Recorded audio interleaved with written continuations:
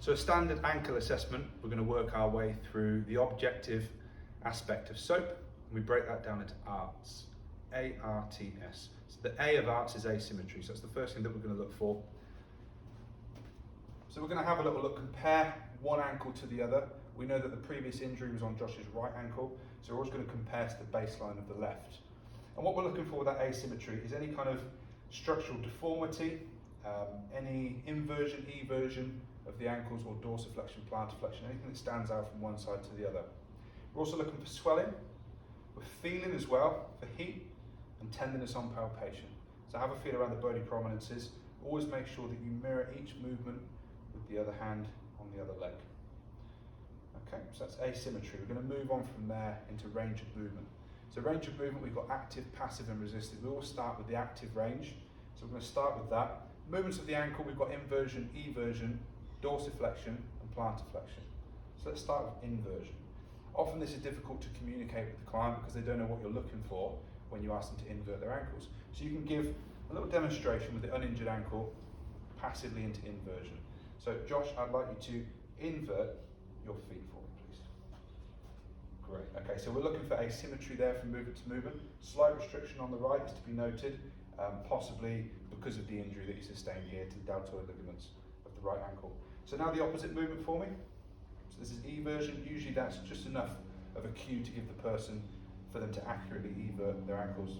And then I want you to bring your toes up to your knees for me. Good, so we've got dorsiflexion, again looking for restrictions side to side, and then tiptoe for me. And we've got plantarflexion. So that's the active side of the assessment, done nice and quickly. So from there we'll move on to the passive. And we're always going to start again with the uninjured ankle. We know what kind of range to expect from Josh and how he can move his range without pain. So we can use that as a baseline.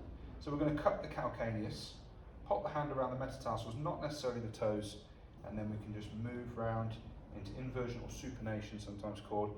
And we're looking for that kind of bouncy, spongy end feel, which are the ATFL ligaments on the lateral side of the ankle, just kicking in and doing their job. So we've got supination, inversion. We're going to move out now into eversion. Obviously got much reduced range on that side, which is to be expected. And then from there, we're going to fix the tibia in place.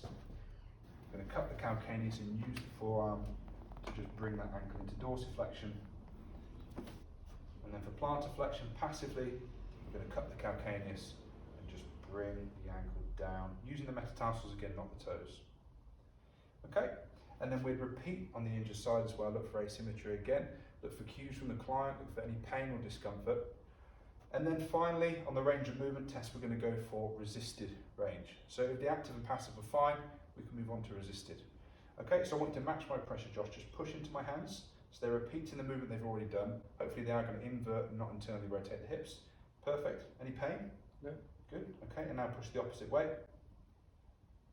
Good. Okay, and now push up into my hands. Good. And then for plantarflexion, always going to be much stronger, so we can just pop the legs in the way there, bring the ankle to neutral, and then push into me, plantarflex. Okay, so very strong, really good through the calves. We're looking for differences in strength from side to side. Probably a better way of testing resisted plantarflexion would be a straightforward calf raise bilaterally from the floor. And then if that was okay, unilaterally single leg, just to have a look for any discrepancies or imbalances.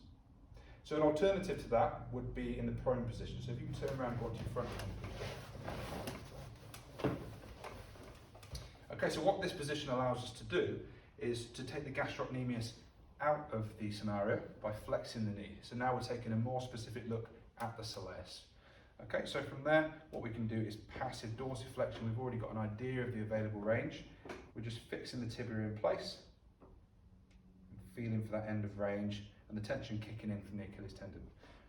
And from there, we're going to cut the calcaneus just like we did before and move into passive dorsiflexion,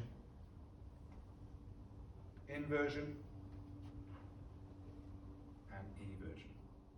So just an alternative for those passive movements. We could also repeat the active and resisted in this position if we wanted to, and then we'd of course repeat then on the injured side.